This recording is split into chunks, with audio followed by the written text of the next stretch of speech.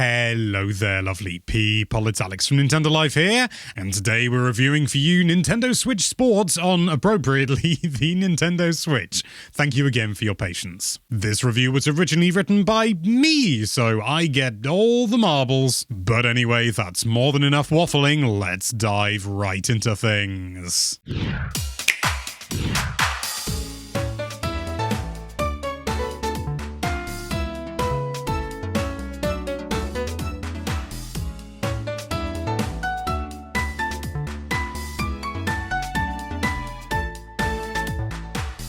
When Wii Sports came out in 2006, it was nothing short of a revelation.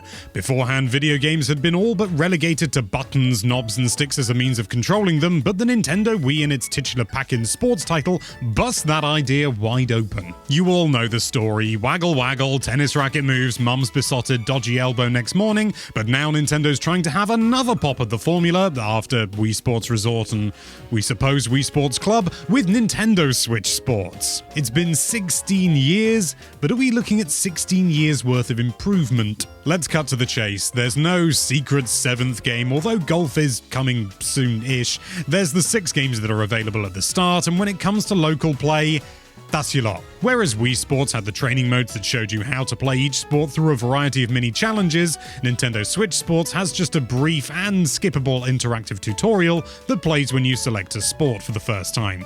But only for Chambara, football, and volleyball. Like, if you're in the dark on how to land a specific shot in tennis, you're out of luck unless it comes up as a loading screen tip. Considering Wii Sports had the previously mentioned training modes for each sport, this is quite disappointing. It can't be denied that the sports are simple to pick up and play, but this hinges on you being familiar with the sport it represents from the off. You'll also not find a great deal of variety in how you can choose to play each sport. Some do have different options and different ways to play, which we'll detail later on, but many only have a simple selection of 3 difficulties when playing against a CPU. But let's talk about the sports themselves. You know, the whole game part of the game. Volleyball is a fairly slow affair, unfortunately. The ball moves at a glacial pace to allow players to time their movements more easily, which is laudable in its intent, but it ends up making the entire game a bit of a slog. No options to change how the game plays either. It's the first team to 5 points, and that's your lot. Badminton is the opposite. It's a quick-paced one-on-one bout where your accuracy and timing are critical. We had far more fun with this than we were expecting to.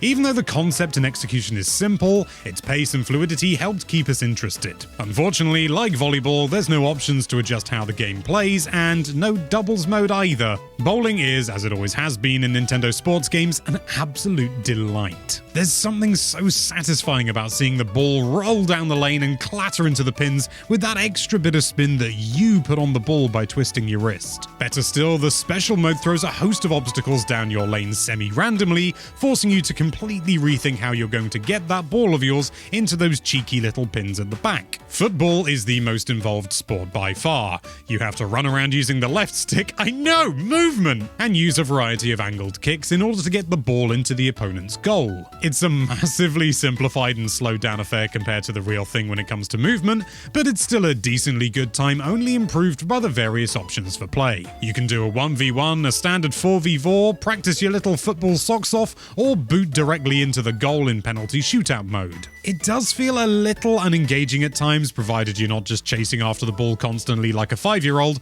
but it's still a decent laugh. Chambara is an odd one, but by no means do we mean that in a bad sense. The premise is simple: attack your opponent to knock them back whilst avoiding their block attempts, and block their attacks to stop yourself being pushed off the edge. It's the nuance that makes this all so interesting though. You have 3 different weapons to choose from, all with their own strengths and weaknesses, but the real fun is in goading and throwing off your opponent mentally. Essentially, it's poker without the risk of having your real-life legs broken. And lastly, we have tennis, and we don't really know what to think of tennis. The concept is fine in theory, but the execution feels a bit lifeless. It's similar to the swing mode in Mario Tennis Aces, except stripped back by several degrees. Nintendo claims that you can use a variety of shots when playing, but despite our best efforts, we've only really been able to do basic forehand hits, backhand hits, and the occasional lob when we were really trying, and maybe a bit of spin, but it's all a bit inconsistent. You're also forced to play in doubles in complete contrast to badminton, which is fine in theory.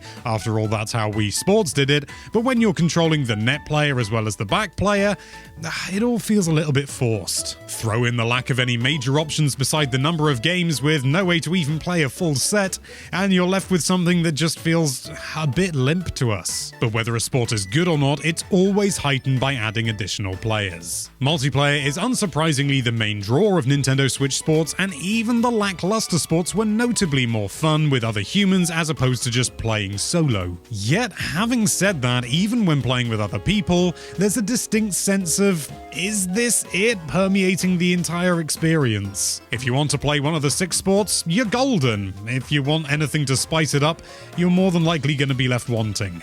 We know we were. This is reflected in what is clearly being pushed as the main attraction: online play. Playing against others online certainly helps to give more context to the sports on offer and their repetitive nature, much like how an online FPS is arguably the same gameplay repeated ad nauseum. However, in the case of Nintendo Switch Sports, there's still just not enough variety to keep things interesting for anything longer than an hour or so. After enough games in an individual sport, you do unlock a basic ranking system in order to pair you up with more appropriately skilled players, but it changes nothing about the actual gameplay. We won't deny for a moment that we had fun when playing against others online, when the lobbies weren't dominated by filler CPUs, likely as a result of the game not being public in the review phase. But just like local play, we felt that once we played each sport a few times, we'd seen all there was. Even something cosmetic as a variety of different arenas for a single sport, or a token variation in gameplay beyond bowling's special lanes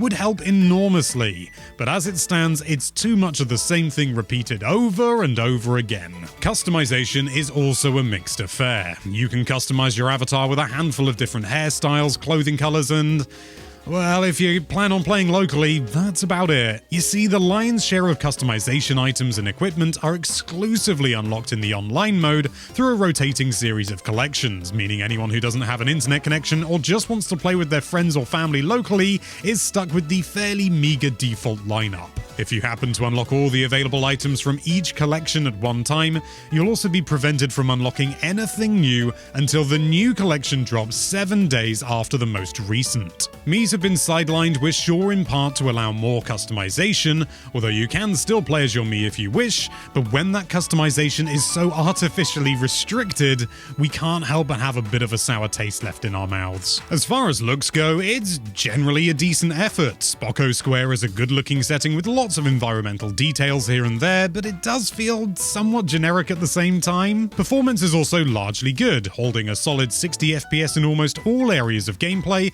save a few peculiar instances of slowdown when bowling with more than one player simultaneously. We also grew to like the new avatars more than we expected, which was a pleasant, if minor, surprise. Nintendo Switch Sports is a charming but bare-bones offering.